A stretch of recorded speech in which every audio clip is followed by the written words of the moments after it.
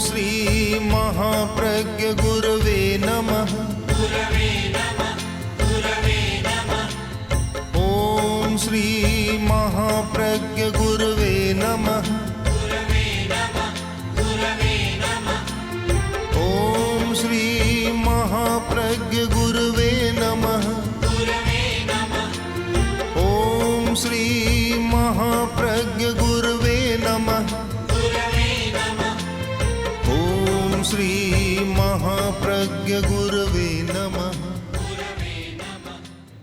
नमो अरहंताणं, नमो अरहंताणं, नमो अरहंताणं। समय तो आता है चला जाता है। एक बुद्धिमान मनुष्य के लिए ये आवश्यक है कि वह समय का उपयोग कैसे करे,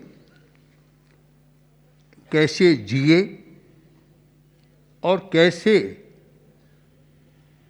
शांति का विकास करे।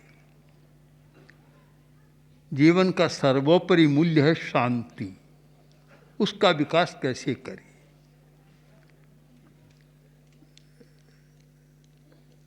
वर्तमान युग में और वैज्ञानिक वातावरण में और वैज्ञानिक निष्कर्षों, आविष्कारों और खोजों ने एक समस्या पैदा कर दी। वैज्ञानिक नई नई खोज करते हैं और उद्योगपति, बड़ी बड़ी कंपनियां उसके आधार पर वस्तुओं का, पदार्थों का निर्माण करती है और उपभोक्ता, जिनके पास पैसा है, क्रय की शक्ति है, खरीदने की शक्ति है, वे उस वस्तुओं को खरीदते हैं। विकास इस सीमा में सिमट गया। एक अवधारणा ऐसी बन गई कि जिसके साथ जीवन के मूल्य लगभग समाप्त हो गए या होते जा रहे। जीवन का मूल्य शांति वह कहाँ है? शायद इस शताब्दी में और वर्तमान में जितना तनाव है, शायद अतीत के 2000 वर्ष में भी नहीं रहा होगा। और अशांति है और उसके साथ जीवन की प्राथमिकताएं भी समाप्त हो रही। एक बहुत बढ़िया वस्तु है, पदार्थ है, जिसका मूल्य है 10 लाख, 20 लाख, 50 लाख, 1 करोड़, 10 करोड़, पास में है और खाने को अन्न नहीं है। क्या करेगा? पीने को पानी नहीं है तो क्या करेगा? यानी विकास के साथ एक जीवन मूल्यों का योग होना आवश्यक था।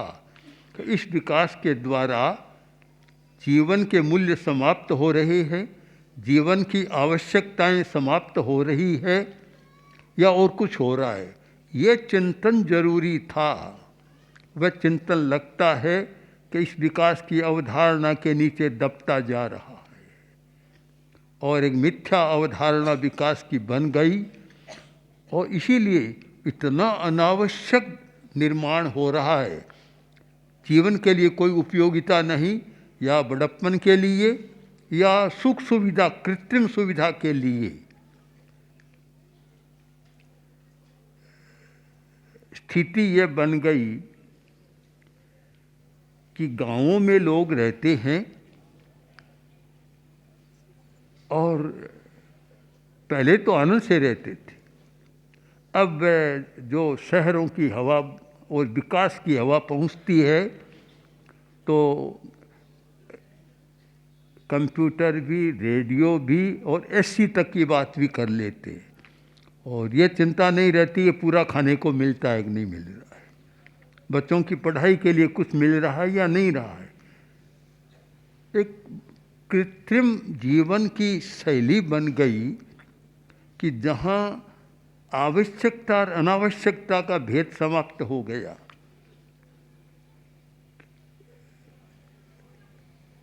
मैंने देखा है कि लोग बड़ी शांति से रहते थे और बीमारियां भी कम थी। 100 वर्ष पहले देखें, इस प्रदेश में कितने हॉस्पिटल थे, कितने डॉक्टर थे और कितनी दवाइयाँ थी? बहुत कम, बहुत कम। और पूरे हिंदुस्तान को लें भी तो बहुत कम। कारण कि बीमारियां भी कम होती थी थोड़ी बहुत, किंतु उनका, मनुष्यों का रेजिस्टेंस पावर, उनकी रोग प्रतिरोधक शक्ति इतनी मजबूत थी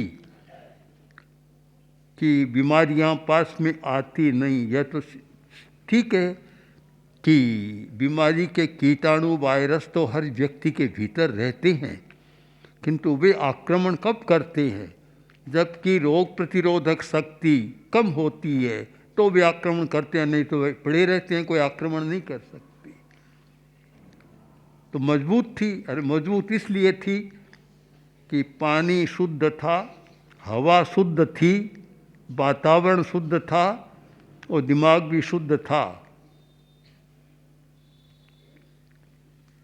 वर्तमान के विकास की बड़ी देन है कि इतना ये गैसीय पदार्थ का उत्सर्जन हो रहा है कि पानी भी प्रदूषित, हवा भी प्रदूषित, पर्यावरण प्रदूषित। इस प्रदूषण के कारण न केवल शरीर बिगड़ रहा है, मन भी बिगड़ रहा है, भाव भी बिगड़ रहे हैं। एक भाई आया, शायद डॉक्टर ही था, उसने कहा कि आप ये पानी न पिए जो कुएं का आ रहा है। नहीं, क्यों? कि इतने पदार्थ का मिलन है कि आजकल उसके कारण अनेक बीमारियां पैदा हो रही है। हड्डियां दुर्बल है, दिमाग भी दुर्बल, हार्ट की अनेक बीमारियां पैदा हो रही है। तो शुद्ध किया हुआ पानी पिए। यूँ आएगा कहाँ शुद्ध पानी? कहाँ से आएगा जब सारा वातावरण ही अशुद्ध हो रहा है? आएगा कहाँ? शुद्ध की बात तो इस अवधारणा में करना कठिन है, क्योंकि विकास की अवधारणा के साथ लोभ भी बढ़ गया। आदमी केवल पैसा देखता और कुछ नहीं देखता। मिलावट तो पहले भी होती थी, अतीत में नहीं, ऐसा नहीं, क्योंकि हर युग में बुराइयां तो रहती है, मिलावट होती थी। किंतु दूध में मिलावट, पानी तो मिला देते थे पर जहर नहीं मिलाते थे। पानी मिलाते ठीक है, जिनका पाचन कमज़ोर है अच्छी बात है, उनका पच जाएगा, पर जहर नहीं मिलाते थे, नकली दूध नहीं बनाते थे, कृत्रिम दूध, सिंथेटिक दूध में मिलावट, घी में मिलावट,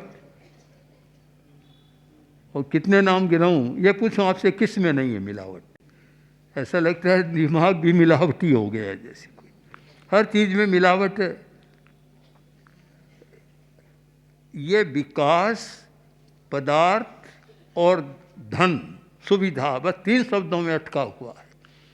अधिक से अधिक पदार्थों का निर्माण, अधिक से अधिक उपभोग, अधिक से अधिक सुविधा और अधिक से अधिक पैसा। इस विकास की दौड़ में, इस अवधारणा में बड़ी हिंसा को पनपने का मौका मिल रहा है। हिंसा बढ़ रही है और इतनी हिंसा, पारिवारिक हिंसा, आप 500 वर्ष का इतिहास देखें कि पारिवारिक हिंसा शायद इतनी आपको नहीं मिलेगी।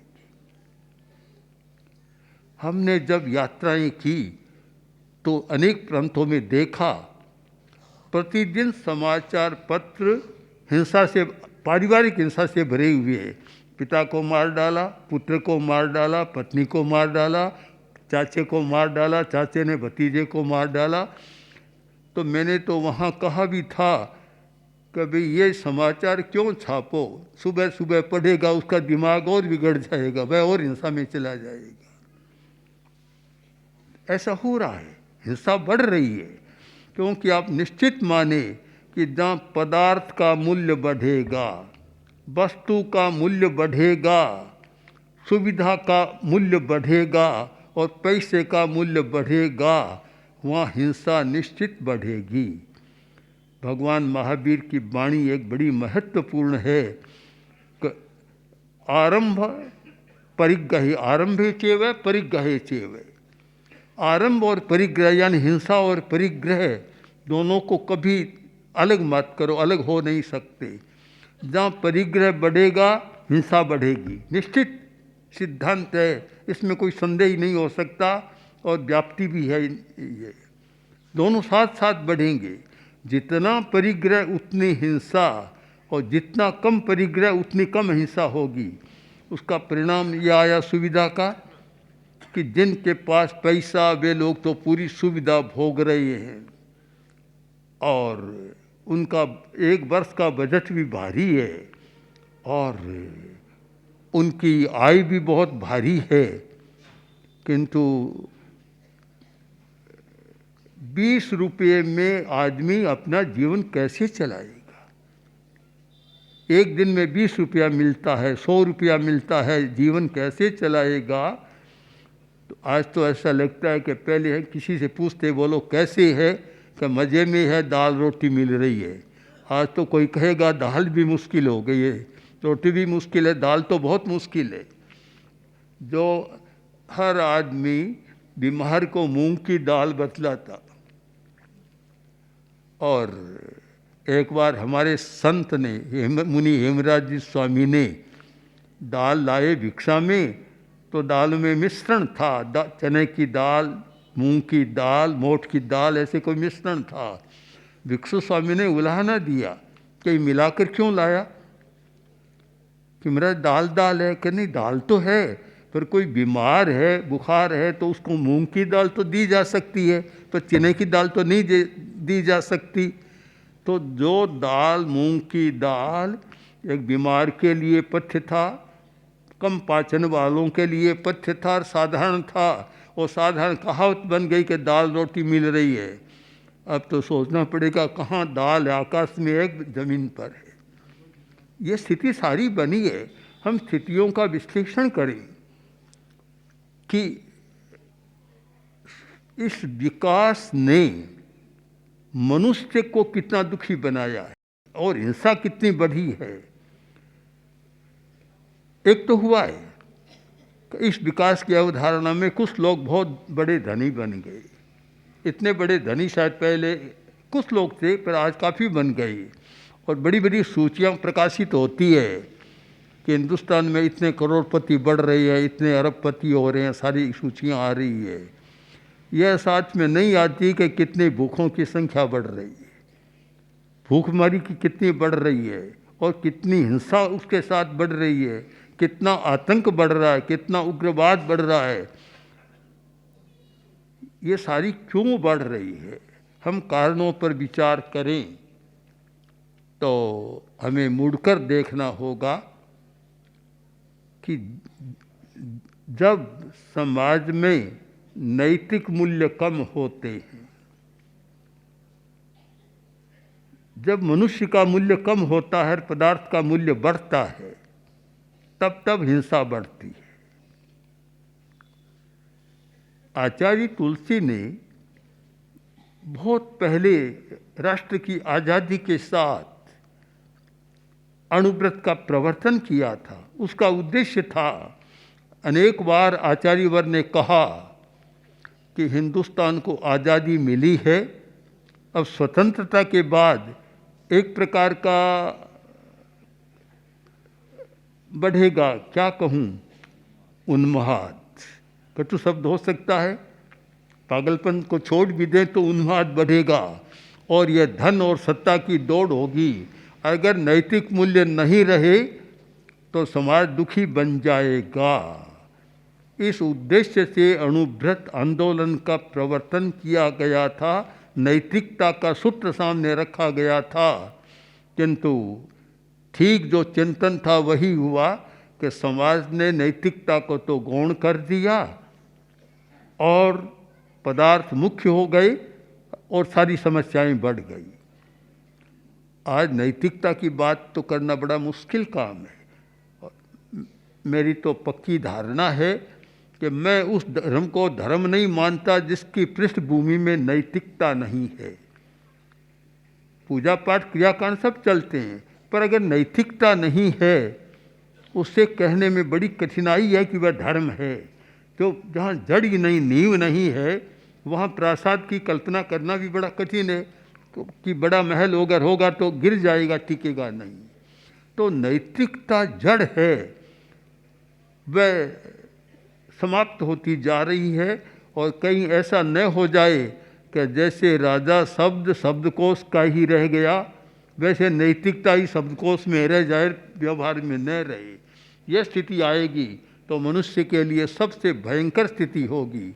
इसलिए हमें मुड़कर देखना है। नए वर्ष के नए सूर्य का स्वागत करें तो नैतिक मूल्यों की प्राप्ति के साथ करें, आध्यात्मिक चेतना की जागृति के साथ करें, शांति के साथ करें। ये संकल्प करें कि जीवन का सर्वोपरि मूल्य जो शांति है वह खोता जा रहा है, समाप्त हो रहा है। हमें शांति के साथ जीना है, इसके साथ करें तो नया वर्ष अच्छा हो सकता है। और इस अवधारणा को छोड़कर और केवल अधिक से अधिक धन, अधिक से अधिक सुविधा के लिए ये करें तो समय तो आएगा, चला जाएगा, आपको कुछ देकर नहीं जाएगा, देगा नहीं। वह कुछ समय कुछ दे नहीं सकेगा। समय भी उसी को देता है जिसका चिंतन मानवता के साथ या प्राणी जगत के साथ जुड़ा हुआ होता है, जिसका चिंतन इसके साथ जुड़ा हुआ है। गीता की भाषा में आत्मवत् सर्वभूतेषु, आचार्य सूत्र की भाषा में महावीर की वाणी में कहूँ, आय तुले पयासु। पुराने ऋषियों ने, आचार्यों ने जो सत्य को खोजा था और जिस सत्य का प्रतिपादन किया था और जिस सत्य के आधार पर समाज एक सुखी जीवन जी रहा था, वे सत्य विस्मृत हो रहे हैं। उन सच्चाइयों को भुलाया जा रहा है। तो उनके स्थान पर ये पदार्थ की सच्चाइयाँ सामने आ रही है।